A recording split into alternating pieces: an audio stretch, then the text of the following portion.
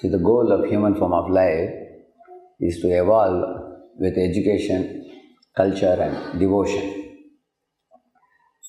Which education?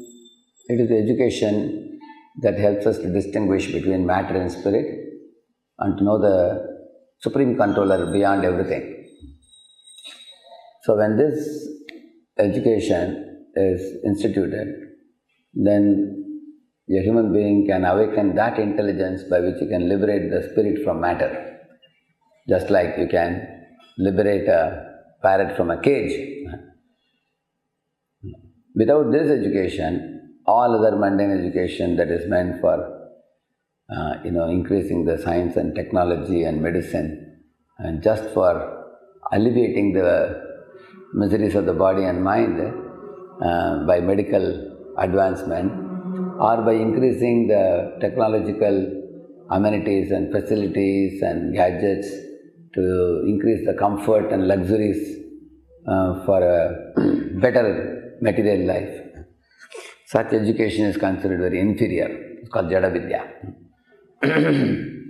But the education that liberates spirit from matter by elevating the knowledge of the spirit, that education is actually considered special, which is taught in the Bhagavad Gita. And the culture is art, paint, poetry, dance, sculpture, all these things are coming in the aspect of culture. Culture also includes food also. So what type of food we eat, what type of painting we do, like the Vedic literature abounds with examples of such amazing sculpture, not just the literature, it is visibly seen in India. The sculpture depicts what is taught in the Vedic literature. The paints of the Lord's pastimes, the Bharatanatyam, Kuchipudi and all these dances, they depict the activities of Lord in relation to the devotees and the killing of the demons and establishing dharma. These things are depicted through the arts, poetry, sculpture, painting, singing and dancing. All this and food. All these things make the education practical, relevant to the lives of the mass of people.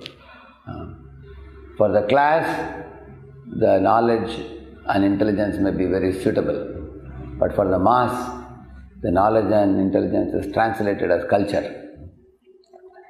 And combining these two things together, one can awaken the devotion, which is the ultimate goal of education and culture.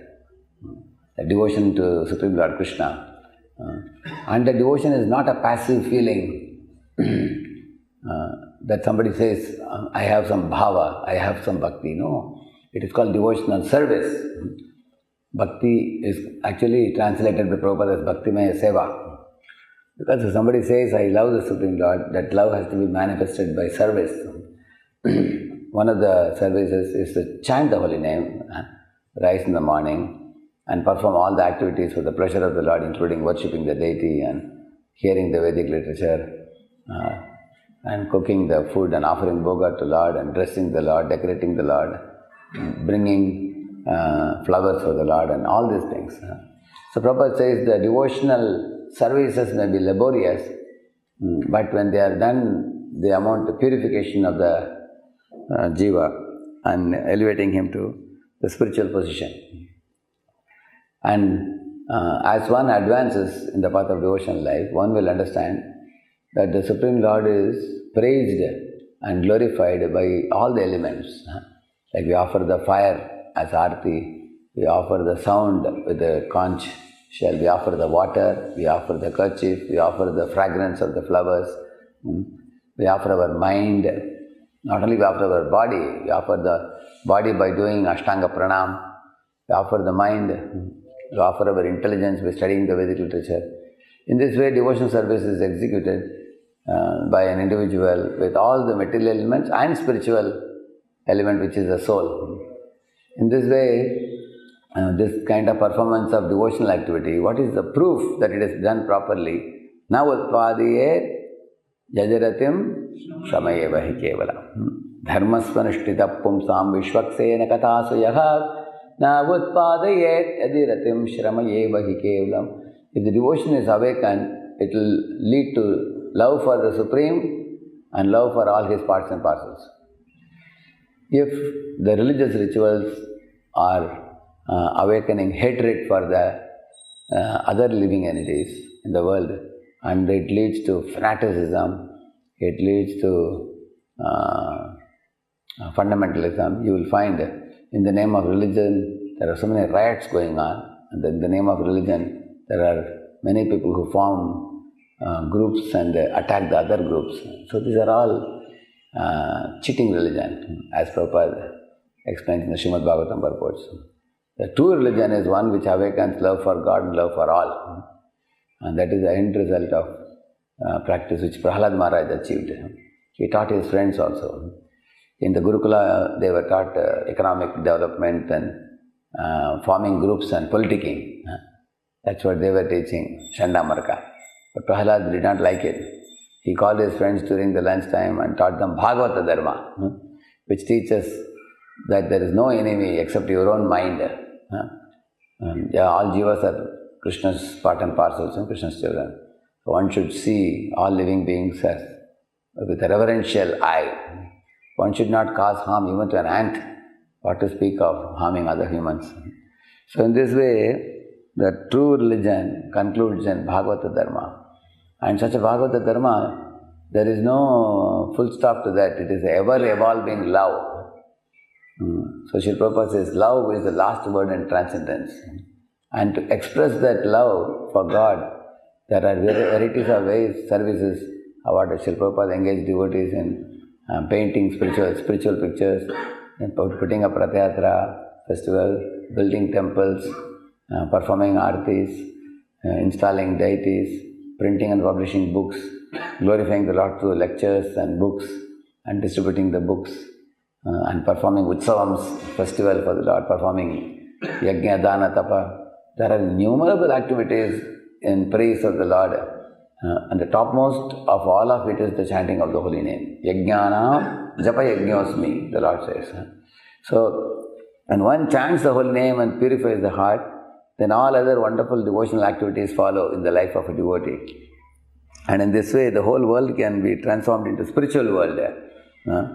With all living entities, keeping the divine couple, Radha Krishna, in the center, and aligned in service to them, and leading a peaceful life here, and preparing a bright future in the time to come, beyond death. So, this education, culture and devotion, they are supposed to be applied on the Supreme Lord.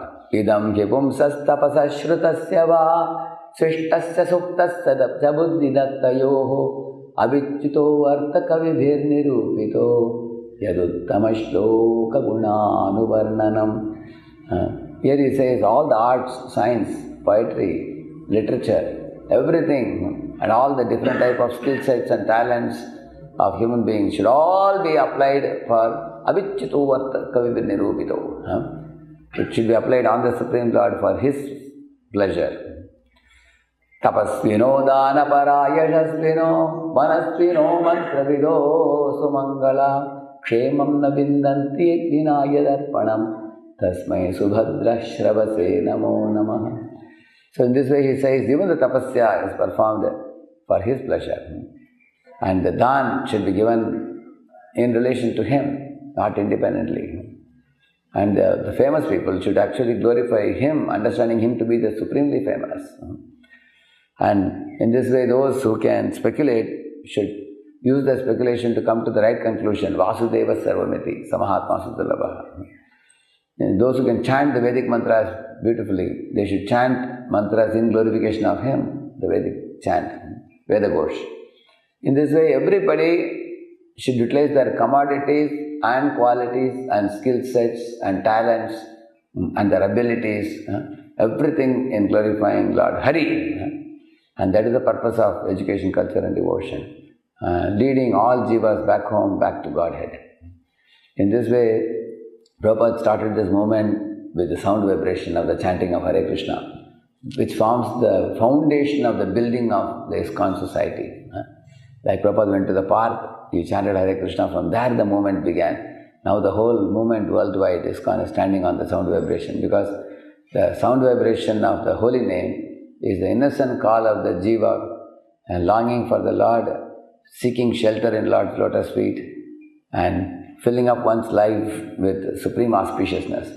Therefore, understanding this reality, this fact, one should chant the holy names, understanding that I am laying a foundation for my bright future of development of spiritual consciousness, which actually begins with the utterance of the holy name. Harinam Prabhu ki